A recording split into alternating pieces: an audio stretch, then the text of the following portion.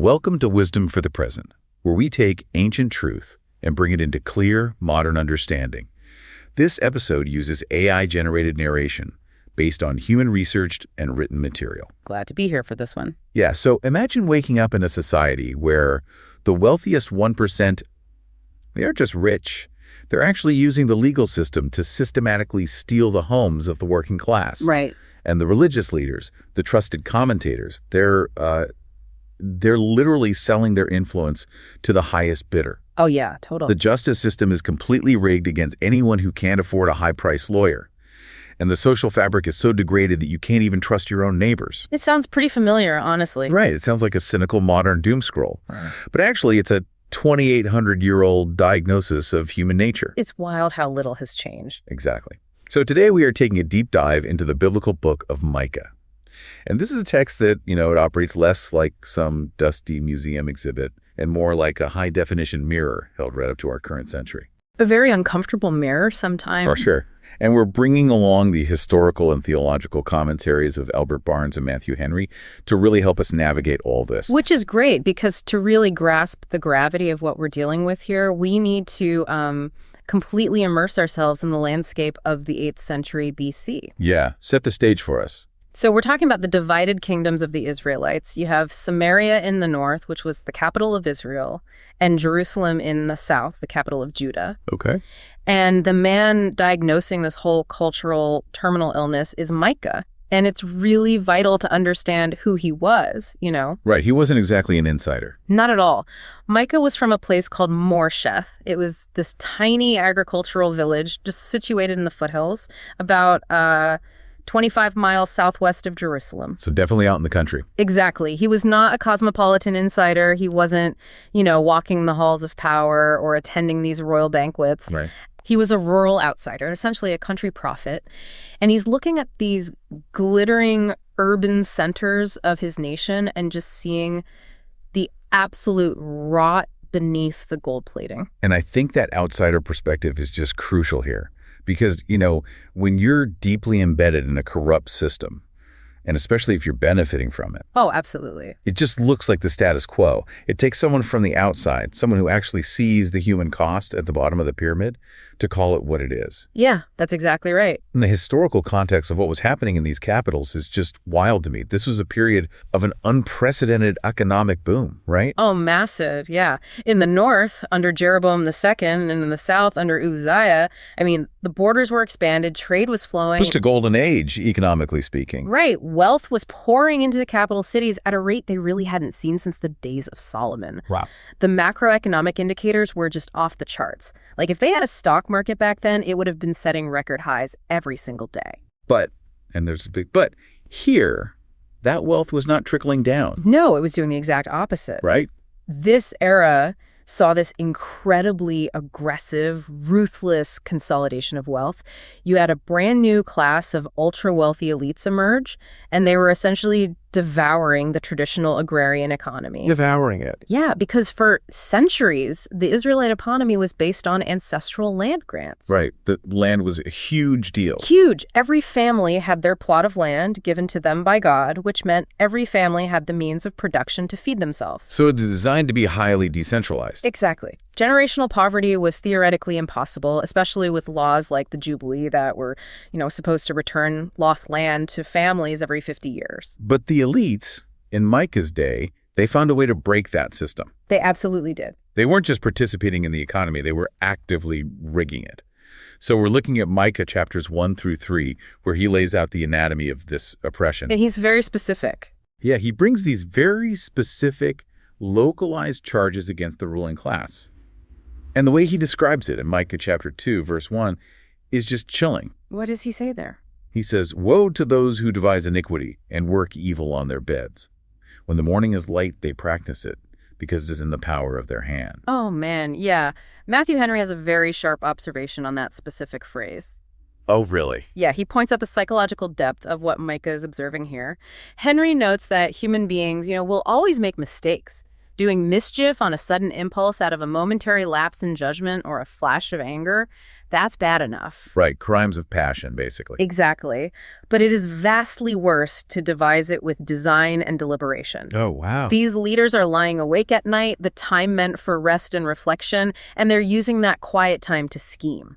They're running the numbers. Right, looking for legal loopholes, calculating exactly how to squeeze more wealth out of the vulnerable. Okay, but wait, let me push back or challenge that interpretation for a second here. Sure. Because when we hear devising iniquity upon their beds, it's very easy to picture these like cartoonish mustache-twirling villains rubbing their hands together in the dark, plotting to destroy the poor just for the fun of it. Like a movie villain. Exactly. Mm-hmm. But human nature rarely works like that, right? I mean, most people who do terrible things don't think they're the villain of the story. That is very true. Weren't these elites likely just wealthy businessmen who thought they were acting within the legal bounds of their day? They probably went to sleep thinking they were just doing smart business, expanding their portfolios, driving economic growth. See, that is exactly the danger and why this is so relevant to us today. The rationalization of greed is an incredibly powerful human mechanism. Right. They almost certainly didn't view themselves as evil. They viewed themselves as successful. Innovators, maybe? Yeah, they likely told themselves stories about how their consolidation of land was actually, more efficient for agricultural output. Oh, I'm sure. Economies of scale and all that. Exactly. But Micah strips away all that corporate jargon and the self-justification and just names the action for what it truly is. Premeditated iniquity. Premeditated iniquity. Right. And the text tells us exactly how they executed these schemes. In verse 2, it says, "They covet fields and seize them and houses and take them away. They oppress a man and his house, a man and his inheritance." So let's dig into the mechanics of that. How are they actually seizing these fields? Because, again, they probably weren't just riding up on horses with swords and stealing the land by brute force. No, that would cause a massive riot. Right. It had to be systemic. It had to look legal. Precisely. It was almost entirely done through the weaponization of debt and the corruption of the legal courts. Weaponization of debt. Okay, unpack that. Well, imagine a poor farmer has a bad harvest. He would have to take out a loan just to buy seed for the next year or, just to pay the heavy taxes imposed by the capital. Right, you got to survive. So the wealthy elites would gladly offer these loans, but at absolutely exorbitant interest rates. And they would demand the family's ancestral land as collateral. There's the trap. Yeah. And when the farmer inevitably defaulted, the wealthy creditor would legally seize the land. And what if the farmer tried to fight it? Well, if he tried to fight it in the local courts, he would quickly find out that the judge had already been bribed by the wealthy creditor. Wow. It was a completely closed loop of exploitation. Albert Burns points out that this was the ultimate destruction of the social contract. Because the land was everything. Exactly. The land was the very lifeblood of the family. To take a family's land was basically to condemn them to starvation or to force them into debt slavery, working the very fields they used to own for the benefit of an absentee landlord living in luxury in Jerusalem. Man, so they were weaponizing the legal system to strip the working class of their heritage. Yes. And Micah's response to this is just visceral. If you read chapter 3, he drops all the diplomatic language. Oh, completely. He uses these graphic, almost horror movie metaphors to describe what these financial practices are actually doing to the human beings at the bottom of the ladder. Yeah, what's that quote again? He describes the leaders of the nation as those who tear the skin from off my people and their flesh from off their bones, who eat the flesh of my people, flay their skin from off them, break their bones, and chop them in pieces like meat for the pot. I mean, the imagery is intentionally shocking. Yeah, it's intense. He is literally comparing the rulers of the nation to cannibals. Right, and we have to translate this into a modern reality to really feel the weight of it for you listening to this today. How so? Well, when a massive private equity firm buys up a struggling company, right, and they saddle it with insurmountable debt, liquidate its assets, fire thousands of workers, and walk away with billions in profit while the local community is just left devastated. That is modern flaying. Exactly. Or consider predatory payday loans. Oh, that's a great example. Right. Desperate people take out a small loan just for a car repair, and the interest compounds so aggressively that they end up paying back 10 times the original amount. Keeping them completely trapped in generational poverty. Yeah. The system is literally designed to consume the working class, to strip them to the bone, just to extract every last drop of equity to enrich the top layer of society. It's an ancient metaphor for a very modern disease. Systemic greed that views human beings purely as raw material for profit. And this brings us to what I think is the most insidious part of Micah's diagnosis. Okay, what's that? Because a society can survive a few corrupt individuals, right? But the disease becomes terminal when the institutional immune system is compromised. The immune system. You mean the watchdogs? Yes. The people who should have been screaming from the rooftops about this injustice, the prophets, the priests, the public intellectuals of the day, they were entirely complicit. They bought in. Yeah, Micah 3 verse 5 talks about the prophets who lead my people astray, who cry peace when they have something to eat, but declare war against him who puts nothing into their mouths. So the religious and moral leaders had essentially turned their calling into a gig economy. Pretty much. They were monetizing their influence. Like, if the wealthy elites paid them, invited them to their banquets, put food in their mouths, the prophets would preach these nice sermons about how God was blessing the nation. Right, how everything was peaceful and the economy was a sign of divine favor. But if someone couldn't afford to pay them or challenge their status, they would suddenly declare holy war against them. Exactly. And Matthew Henry's commentary hones in on this exact dynamic. He notes that these false prophets made it their entire business to flatter and deceive the people. Wow. They completely abandoned any commitment to objective truth or moral accountability and just replaced it with a transactional business model. Which is so dangerous. It is, because they provided the theological and ideological cover for the wealthy to continue their exploitation without feeling a single pang of guilt. Right, they helped them sleep at night. Yes.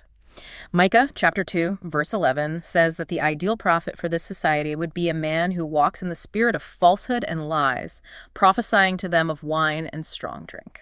A prophet of wine and strong drink.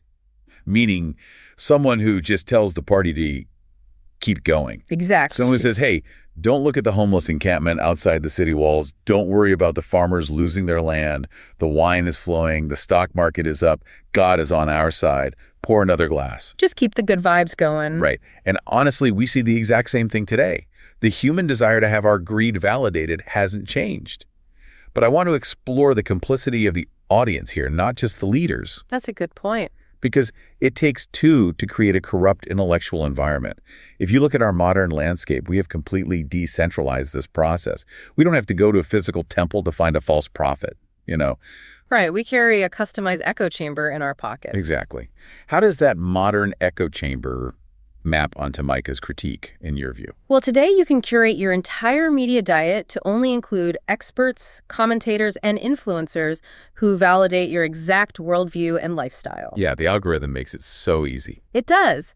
If you want to feel justified in your political anger or your financial hoarding or your prejudices, the algorithm will feed you a constant stream of modern prophets who tell you exactly what you want to hear. And we pay them through our clicks, our subscriptions, our ad revenue, Patreon donations. We are effectively paying modern experts to protect us from the friction of having to change our behavior. Or to examine our own complicity in broken systems. We purchase ideological cover, just like the elites in Jerusalem did. That is a piercing modern translation. Barnes notes that this dynamic is the ultimate perversion of equity.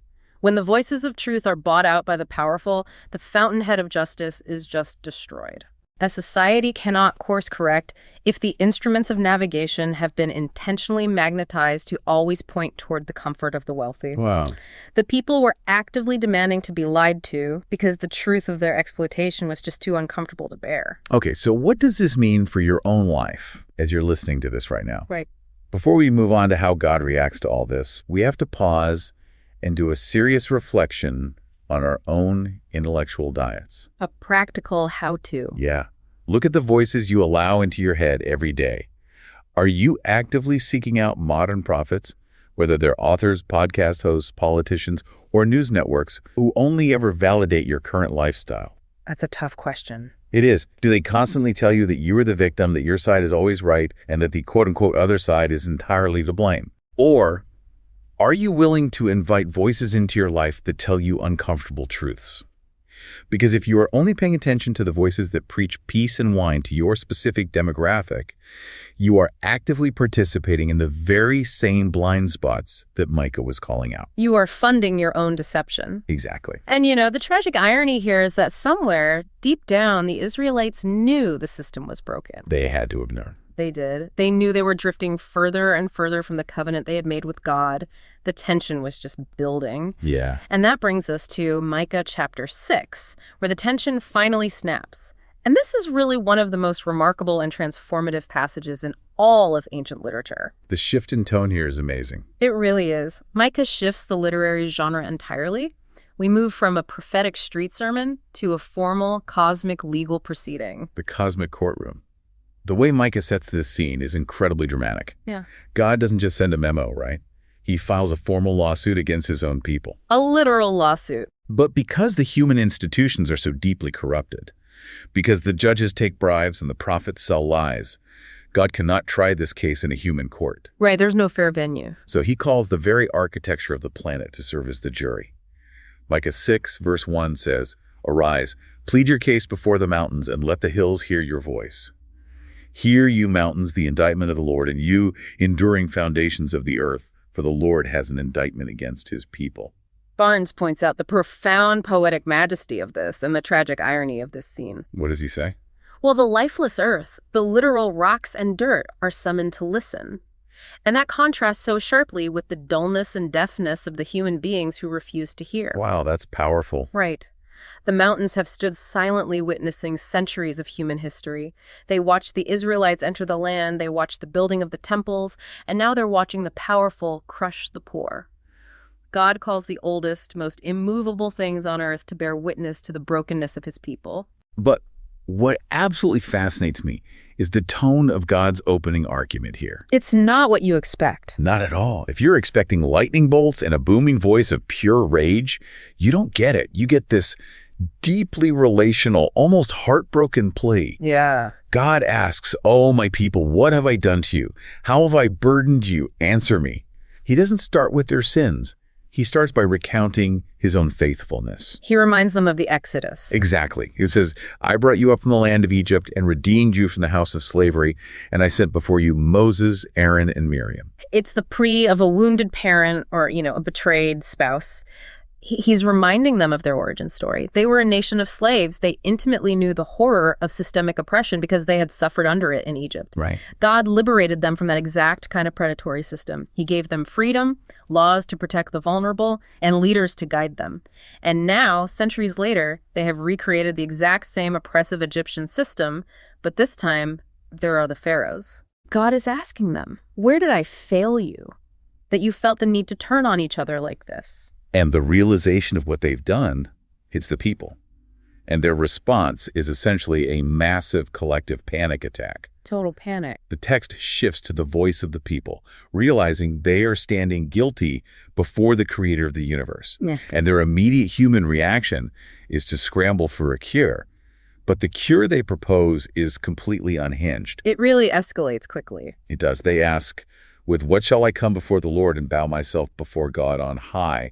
And then they start offering these escalating, increasingly absurd bribes. The progression of these offers is a masterclass in human psychology and really the desperate desire to avoid actual repentance. Okay, walk us through it.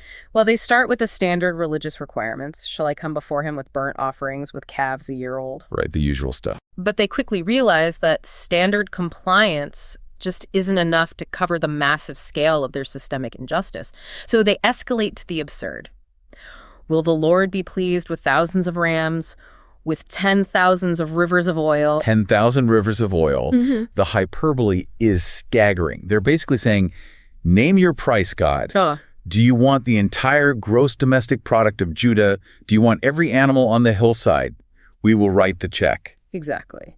And then it takes a deeply dark turn. It does. They reach the absolute climax of desperation in verse 7. Shall I give my firstborn for my transgression, the fruit of my body for the sin of my soul? Yeah, and this is where we run into a major obstacle to growth for a modern reader, because the idea of child sacrifice is so abhorrent, it's hard to even process. It's horrifying. We have to understand why human beings in the ancient Near East would ever think a deity wanted that. Right.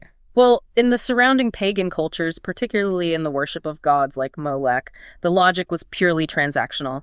The belief was that the gods were capricious, dangerous, and angry. If a plague hit or a war was lost, it meant the scales of the universe were out of balance. So how did they balance them? To balance the scales and appease the angry deity, you had to offer the most valuable, precious thing you possessed. It was the ultimate display of devotion through deprivation. It was about control. Exactly. If I give the god my child, the god owes me protection. The Israelites, in their absolute panic, are reverting to this terrifying pagan transactional logic. And the psychological mechanism underneath that is profound, and Matthew Henry captures it perfectly. Like, why would an advanced society offer thousands of rams, or even their own children? What does he say? Henry notes that the people are willing to part with their wealth, their resources, and even their own flesh and blood. They will part with absolutely anything, rather than part with their sins. Man, that is so insightful. They are treating God like one of their own corrupt judges in Jerusalem who can just be bought off with a large enough bribe. They fundamentally misunderstand the nature of the divine. They think their relationship with God is a contract that can be renegotiated with a lump sum payment. And the modern parallel here is devastatingly accurate. It's the cheating spouse analogy. Oh, that's a good one. Imagine a spouse who commits infidelity over a long period. They get caught. The relationship is shattered. The trust is gone. And instead of going to therapy, instead of doing the incredibly hard, painful, daily work of actually changing their behavior, confronting their selfishness, and slowly rebuilding trust. They try to fix the marriage by buying their partner a brand new sports car. Or a massive diamond necklace. Exactly. Oh, yeah. They want a transactional cure for a relational and behavioral disease. They want to write a check to bypass the hard work of transformation. And we see this all the time in modern corporate culture, too. Oh, totally. A massive corporation gets caught severely polluting a local water supply or exploiting overseas labor. Instead of fundamentally changing their supply chain and taking a massive hit to their profit margins, what do? They cut a giant check to an environmental charity. Right. They launch a slick PR campaign about their new green initiatives and consider the problem solved. Greenwashing. Exactly. It is 10,000 rivers of oil. It is an attempt to buy moral absolution without changing the core behavior. But God doesn't want the sports car. God doesn't want the PR campaign. And in Micah chapter 6, verse 8, the prophet steps in and completely dismantles this transactional mindset. This is the turning point. It is. He delivers what is arguably the core wisdom of the entire book and one of the most famous summaries of ethics in human history. Micah says, "He has told you, O man, what is good, and what does the Lord require of you but to do justice and to love kindness and to walk humbly with your God." Those three phrases, do justice, love kindness, walk humbly, they're so frequently quoted on coffee mugs and bumper stickers that we've really completely smoothed over their radical edges. Yeah, they've become cliches. They have. We need to look closely at the underlying Hebrew concepts to understand what is actually being demanded here. The first requirement is to do justice, which translates the Hebrew word mishpat. And we have to be careful here because when a modern listener hears the word justice, they almost always think of the criminal justice system, right? Like punishing wrongdoers, locking people up. But mishpat is much broader than that, isn't it? Oh, much broader. Mishpat is about equity. It means taking action to ensure that everyone in the community, particularly the most vulnerable, the widow, the orphan, the immigrant, the poor, are given their exact due and are protected from exploitation. So it's active. It is an active, restorative justice. It means your business practices are fair, your scales are accurate, your employees are paid a living wage. Right. Matthew Henry notes that doing justice means passing equitable judgments in all cases, even in how we judge others in our own minds. It's the baseline of human fairness. It's the exact opposite of what the elites were doing when they plotted on their beds to steal land. But justice by itself is incomplete. You can have a perfectly just society that is cold, clinical, and merciless, which is why the second phrase is paired with it. To love kindness, or in some translations, to love mercy. Right. The Hebrew word here is hesed, which is one of the richest, most complex words in the biblical text. It's hard to translate into just one English word. It really is. It's often translated as loving kindness, steadfast love, or loyal mercy. If mishpat is what is legally right, hesed is what love requires. Oh, I like that. Yeah, it is compassion that goes entirely beyond legal obligation. It's choosing not to crush someone, even when you have the legal right to do so. Yeah. And notice the verb. It doesn't just say do mercy, it says to love mercy. That's a huge distinction. Huge. It must be the internal disposition of your heart. You have to delight in seeing people forgiven and restored rather than delighting in seeing them punished. And it's the balance of the two that makes it so powerful, because justice without mercy becomes tyranny.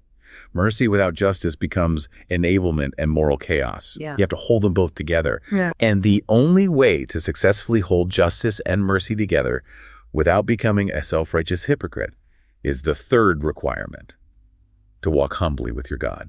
The Hebrew word for humbly here is hatznia, and it carries the idea of being modest, careful, and circumspect. Okay. Albert Barnes offers a really profound meditation on this concept. He says that walking humbly doesn't just mean bowing down once a week in a religious service or acknowledging God intellectually. It's more than that. Much more. It means living in a constant moment-by-moment recognition of your actual place in the universe. It is the constant awareness that you are not the center of the story. Which is hard for us to remember. Very. Your wealth, your intelligence, your power. None of these things make you fundamentally superior to the person standing next to you. Barnes says it is the humility of a creature walking with its creator, the humility of a forgiven person walking with their forgiver. Wow. It's the ultimate antidote to the elites plotting on their beds. When you walk humbly, you literally cannot simultaneously view your neighbor as prey to be consumed. You cannot flay their skin or steal their heritage because humility recognizes their inherent dignity. God is telling the Israelites, I don't want your thousands of rams. I don't want your rivers of oil. I want you. I want your character to reflect my character. It is the shift from transaction to transformation. Let's turn this into a practical how-to for daily life for you listening, because we live in a culture obsessed with metrics and audits, right? Oh yeah, we audit everything. We audit our finances, our screen time, our steps, our productivity. At the end of the day, the questions we usually ask ourselves are, did I clear my inbox? Did I close that deal? Did I achieve my fitness goals? Very task-oriented. Exactly. But what if you completely overhauled the metrics by which you evaluate a successful day? What if tonight, before you go to sleep, you asked yourself 3 different questions? Did I take action to ensure fairness and equity in my sphere of influence today? That's Missed Pat. Right. Question 2, did I show unrequired compassion to someone who messed up? And question 3, did I let my ego drive the car, or did I walk with a modest awareness of my own flaws? That is a terrifying, deeply uncomfortable audit. It is. Yeah. But if you actually practice it, it will completely rewire how you interact with the world. It's a profound practice. But, we must also reckon with the historical reality of the text. Which isn't great. No, it isn't, because the tragic truth is that Micah's audience failed that audit. They did not change their behavior. They continued to trust in their wealth, their false prophets, and their corrupt courts. Yeah. So what happens when a society utterly fails the standard of justice, mercy, and humility? And that brings us to a really difficult part of the text, because Micah does not sugarcoat the consequences of this systemic rot. We are moving into chapter 4 and chapter 5, looking at the visions of healing, but we have to pass through the reality of judgment first. Yeah, we can't skip it. Because the leaders built Zion with bloodshed and Jerusalem with wickedness, Micah pronounces a devastating sentence at the end of chapter 3. What's the sentence? He says, "Therefore, because of you, Zion shall be plowed as a field. Jerusalem shall become a heap of ruins, and the mountain of the house a wooded height." I mean, to an ancient Israelite, hearing that Jerusalem and the Temple Mount would be plowed like a common agricultural field would be like, I don't know, an American hearing that Washington, D.C. and the Capitol building were going to be turned into a strip mall parking lot. Or a landfill. It was unthinkable. Unthinkable. The temple was the seat of God's presence. They believed the city was invincible. And Barnes points out the haunting historical accuracy of this prophecy. It wasn't fulfilled immediately, but centuries later, after the Jewish revolt against the Roman Empire in 70 A.D., the Romans didn't just destroy the city. What did they do? They literally ran a plow over the foundations of Zion to symbolize its complete and total eradication. Wow. It is a stark, terrifying reminder that corrupt systems, no matter how grand their architecture, no matter how much wealth they hoard, eventually collapse under their own moral weight. God will not permanently underwrite a system built on the broken backs of the poor. But the narrative whiplash in Micah is extreme here. Because the very next verse, the opening of chapter 4, pivots from the absolute ruin of Jerusalem to one of the most breathtaking visions of hope in the ancient world. The contrast is amazing. It really is. Micah lifts his eyes from the plowed field of destruction and looks to the distant future. He says, "It shall come to pass in the latter days that the mountain of the house of the Lord shall be established as the highest of the mountains, and peoples shall flow to it." This is what theologians call an eschatological vision. Explain that for us. Eschatology simply means the study of the last things or the ultimate destiny of humanity and the world. Micah is casting a vision of a future where God's justice and peace become the central organizing principle of the entire globe. So no more empires fighting. Exactly. Instead of nations going to war over resources, many nations will voluntarily come to the mountain of God to learn his ways, to learn that path of justice, mercy, and humility. But I want to pause here and offer some real pushback on how this vision is achieved. Because if you read through these chapters alongside this beautiful promise of peace, there is some intensely violent militaristic language. Oh, there definitely is. There are verses where God says, "He will make Zion's horn iron and its hoofs bronze, so they can beat in pieces many peoples." As a modern listener, especially one who values peace and nonviolence, that language of divine vengeance and smashing enemies with bronze hoofs is incredibly uncomfortable. Yeah, it jars with the modern sensibility. It feels completely contradictory to the mandate to love mercy. How do we reconcile a God of loving kindness with a God who equips his people to violently trample their enemies? That is a very valid obstacle to growth for a modern reader, and it requires careful discernment. We have to separate the ancient geopolitical realities from the enduring theological truths here. Okay, break that down. First, geopolitically, the people of Judah were facing the Assyrian Empire. We have to understand who the Assyrians were. They were pretty bad, right? They were the most brutal, sophisticated, terror-inducing war machine the ancient world had ever seen. They didn't just conquer cities, they utilized psychological warfare, mass deportations, and horrific public tortures to pacify populations. So they were terrifying. They were an existential threat of total annihilation. Right. For a small nation like Judah, survival wasn't a matter of peaceful negotiation. It was a desperate, bloody affair. The bronze hoofs imagery gave a terrified populace hope that they would not be permanently crushed by this imperial juggernaut. So it's the language of survival against an apex predator. Exactly. But on a deeper theological level, there is a profound truth here about the nature of divine love. We often think of love and anger as opposites, Right. but true love must fiercely oppose anything that destroys what it loves. If God genuinely loves the poor, the marginalized, and the exploited, he cannot remain passive toward the empires and the systems that are actively crushing them. Oh, that makes sense. Right. A God who just watches the Assyrians slaughter the innocent without intervening is not a loving God. The violent imagery is a metaphorical way of stating an absolute moral truth. Systemic evil will not be allowed to stand forever. The oppressive empires of the world will eventually be broken to pieces by the justice of God. That makes perfect sense. It's the destruction of the weapons of destruction. And that logic leads perfectly into the most iconic imagery of Micah chapter 4. If the empires are dismantled, what takes their place? This is the best part. Micah 4 verse 3 says that God will judge between many peoples, and they shall beat their swords into plowshares and their spears into pruning hooks. Nation shall not lift up sword against nation, neither shall they learn war anymore. It is arguably the most famous vision of peace ever recorded. It is so universally resonant that it is literally inscribed on a wall directly across from the United Nations headquarters in New York. Let's look at the mechanics of that metaphor, though. A sword and a spear are instruments of death. They require a massive amount of metal, labor, and resources to forge, and their only purpose is to destroy human life. Right. But Micah envisions a world where that exact same metal is put back into the forge, melted down, and reshaped into plowshares. The heavy blade of a plow used to cut the earth, and pruning hooks used to cultivate vines. Transforming weapons into tools of life. Exactly. The resources previously dedicated to the military-industrial complex are completely reallocated toward agriculture, cultivation, and human flourishing. It is the ultimate recycling program. And Matthew Henry points out that the gospel, when truly embraced and lived out, inherently makes men peaceable. When the internal warfare of the human heart is resolved, the external warfare between nations loses its fuel. But there is a verse right after this, verse 4, that often gets overlooked, and I think it is actually the most radical economic vision in the entire book. After the swords become plowshares, Micah says, "But they shall sit every man under his vine and under his fig tree, and no one shall make them afraid." Let's do some speculation on what that actually looks like in practice. Sitting under your own vine and fig tree, what does that signify? It is a profound vision of decentralized prosperity and profound economic security. Think about the contrast. In the corrupt system Micah was critiquing earlier, wealth and security were highly centralized. Right, the elites hoarded all the land. Exactly.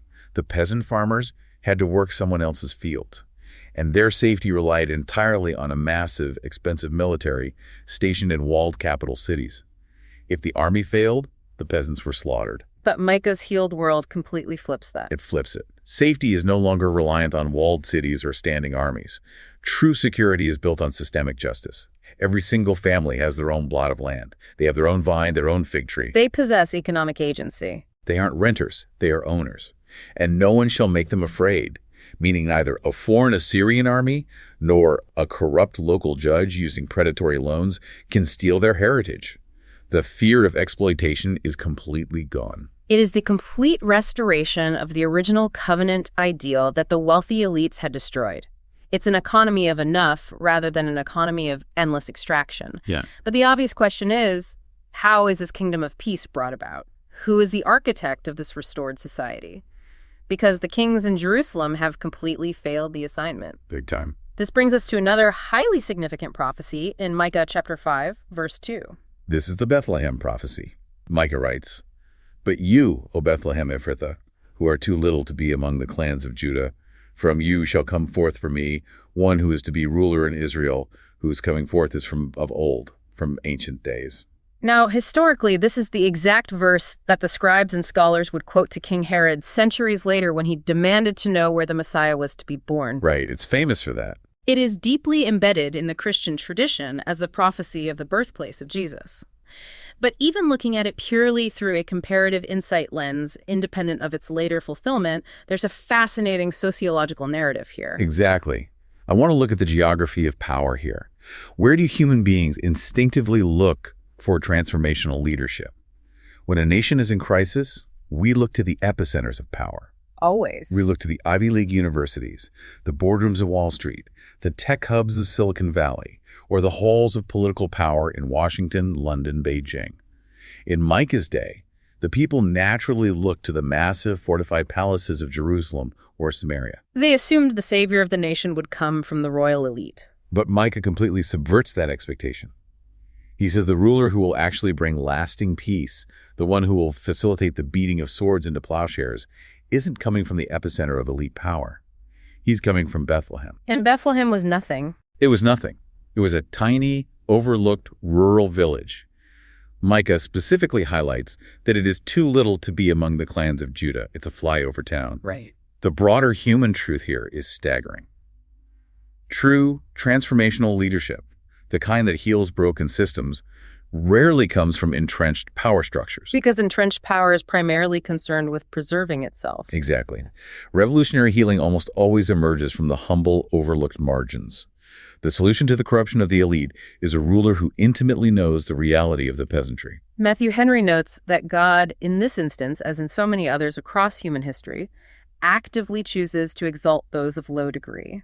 The true ruler derives absolutely no honor or prestige from the zip code of his birthplace. Rather, his character brings honor to the place. That's a complete inversion of how the world values status, origin, and pedigree. It really is. So we have this incredible, sweeping vision, a future ruler from the margins, bringing decentralized prosperity, dismantling the war machine, and establishing perfect justice. But here's where the rubber meets the road for the listener. What do we do in the meantime? Yeah, because we're not there yet. Because we look out our windows and we don't see swords being beaten into plowshares. We see the exact opposite. We're not living under our own vines and fig trees in perfect peace. How do we live in the messy, painful gap between the broken, corrupt reality of today and that future promise of a healed world? Micah felt that exact same tension. He received these glorious visions of the future, but when the vision ended, he had to wake up the next morning and still live in 8th century Judah, surrounded by predatory lenders, corrupt judges, and false prophets. Just a terrible reality. And his reaction to that reality is found in our final section, chapter 7, which focuses on surviving the darkness with hope. Reading the opening of chapter 7 is honestly like reading the social media feed on a particularly bad news day. Oh, it's so bleak. Micah spirals into a deep lament about the total social collapse surrounding him. He says, "The godly has perished from the earth, and there is no one upright among mankind. They all lie in wait for blood, and each hunts the other with a net. He talks about how the prince and the judge ask for bribes, and then he uses this brilliant metaphor. The best of them is like a briar, the most upright of them a thorn hedge. Think about what a briar or a thorn hedge does. It is completely defensive, prickly, and painful. Yeah. If you try to interact with it, if you just brush up against it, you get scratched and start bleeding. Micah is saying the very best people left in society have become so hard and so defensive that interacting with them causes pain. And the breakdown of trust is total. He warns the reader. Put no trust in a neighbor, have no confidence in a friend, guard the doors of your mouth from her who lies in your arms. For the son treats the father with contempt, the daughter rises up against her mother. A man's enemies are the men of his own house. The foundational bonds of society, friendship, neighborhood, and even the nuclear family have completely disintegrated under the weight of systemic corruption. If we do a modern translation of this, it perfectly mirrors the intense paranoia, cynicism, and institutional distrust that infects our modern culture. Oh, without a doubt. When corruption seems unchecked for long enough, when politicians lie without consequence, when corporations exploit workers, when institutions protect abusers, a profound sickness settles into the culture. People lose faith in everything. First, we stop trusting our leaders. Then we stop trusting our institutions and the media. And eventually, that distrust trickles all the way down until we stop trusting our own neighbors. Everyone retreats into their tribal bunkers. Everyone is looking out for themselves. Everyone becomes a briar. It's a toxic workplace where everyone is throwing each other under the bus. It's a toxic political climate where every conversation turns into a screaming match. It's a toxic family dynamic where holiday dinners become ideological battlegrounds. So what is the antidote to that level of cultural rot? Because the natural human instinct, once surrounded by briars, is to become a briar yourself. Right, you got to survive. You put up your own thorns, you become just as cynical, just as manipulative, and just as ruthless as the system around you. But Micah models a completely different antidote in verse 7. And it requires a very specific, defiant posture. After describing this horrific, depressing breakdown of his society, he pivots. He says, "But as for me, I will look to the Lord. I will wait for the God of my salvation. My God will hear me." But as for me, that is the hinge of the entire chapter. It is the posture of waiting with anchored hope. He is drawing a line in the sand. He's refusing to give in. He is saying, I am not going to let the corruption of my society dictate my internal state. I am not going to let the cynicism of my neighbors turn me into a cynic. I refuse to join the exploitation just to survive. I am going to look higher. I am going to wait for the God of justice to act. That waiting isn't passive, though. It's not just sitting on a couch doing nothing. It is an active, expectant waiting. It's continuing to do justice and love mercy even when everyone else is taking bribes. Yeah. And Matthew Henry makes a beautiful observation here. He says that the less reason we have to delight in any creature or human institution, the more reason we have to delight in God. When all looks dark on the horizontal plane of human interaction, the prophet forces himself to look up to the vertical plane. What he sees when he looks up is the culmination of this entire book. The text ends with a stunning poetic revelation of the ultimate character of the divine in Micah 7, verse 18. And there is a fascinating linguistic detail here that ties everything together. Oh, tell me about the name. The name Micah in Hebrew is essentially a question. It literally translates to, who is like Yahweh? Or who is a God like you? For 7 chapters, Micah has been diagnosing the disease of his society and predicting its downfall. But in the final verses of his life's work, he essentially answers the question posed by his own name. He asks the universe, who is a God like you, pardoning iniquity and passing over transgression for the remnant of his inheritance? Let's define that term really quickly, the remnant of his inheritance. That refers to the small group of people who survived the judgment, the ones who remained faithful, who didn't give in to the corruption, right? Correct. It is the faithful few who continued to wait on God. Micah asks, who is a God like you? And the answer is profound. Think back to chapter 6. The terrifying gods. The surrounding pagan deities, like Molech, were bloodthirsty and vindictive. They demanded transactional bribes and the sacrifice of firstborn children. But Micah reveals that the God of Israel is entirely different. He says, he does not retain his anger forever because he delights in steadfast love. He will again have compassion on us. He will tread our iniquities underfoot. You will cast all our sins into the depths of the sea. I want to look really closely at that imagery. He will tread our iniquities underfoot. Think about the contrast with the early chapters. In chapter 3, The corrupt leaders were treading the poor underfoot. Right, they were crushing people. They were crushing human beings. But God doesn't crush the human beings. He crushes the sin that destroys the human beings. He treats our iniquities as the true enemy. It is a massive paradigm shift. And the final metaphor is equally powerful, casting sins into the depths of the sea. In the ancient world, the depths of the sea represented the abyss, the place of chaos, the place from which nothing ever returns. Like the Mariana Trench. When something is thrown in there, it is gone forever. It cannot be retrieved. God takes the failures, the corruptions, and the transactional bribes of his people, and when they repent, he throws those sins into the unreachable depths. This brings us to a final, vital question for modern life. Think about the culture we live in right now. We live in a society that increasingly prefers permanent vengeance over restoration. We have built a digital cancel culture, where one mistake, one poorly worded tweet, or one failure from a decade ago can be excavated from your past and used to brand you forever. In our modern economy of outrage, sins are never cast into the depths of the sea. They are kept on a server, indexed by search engines, and weaponized whenever convenient. It is a society of permanent, inescapable record and zero grace. Exactly. So the challenge is this, for you listening. When the institutions around you fail, and when the culture becomes obsessed with outrage, scorekeeping, and unforgiveness, where is your ultimate anchor? How do you respond? How can you embody the grace of a God who pardons iniquity and delights in steadfast love in your own life? How do you become a person who actively casts the offenses of others into the sea rather than hoarding those offenses as ammunition for your next argument? It requires an immense amount of spiritual and emotional maturity. You have to be willing to look at the brokenness of the world and acknowledge the systemic injustice as fiercely and clearly as Micah did in the early chapters. You cannot be blind to the pain. But then, you have to refuse to let that injustice turn you into a briar. You have to maintain the hope that redemption is actually possible, that the thorns can be cleared away, and that God's mercy will ultimately have the final word over human corruption. We started this conversation talking about the murky, muddy waters of modern society. We looked at how a rural prophet from 2,800 years ago held up a mirror to our own systemic greed, our curated echo chambers, and our tendency to treat relationships like transactional contracts. Yeah, it's been a journey. We journeyed through the cosmic courtroom where the mountains served as the jury. We saw the radical economic vision of swords turned to plowshares and everyone resting under their own fig tree.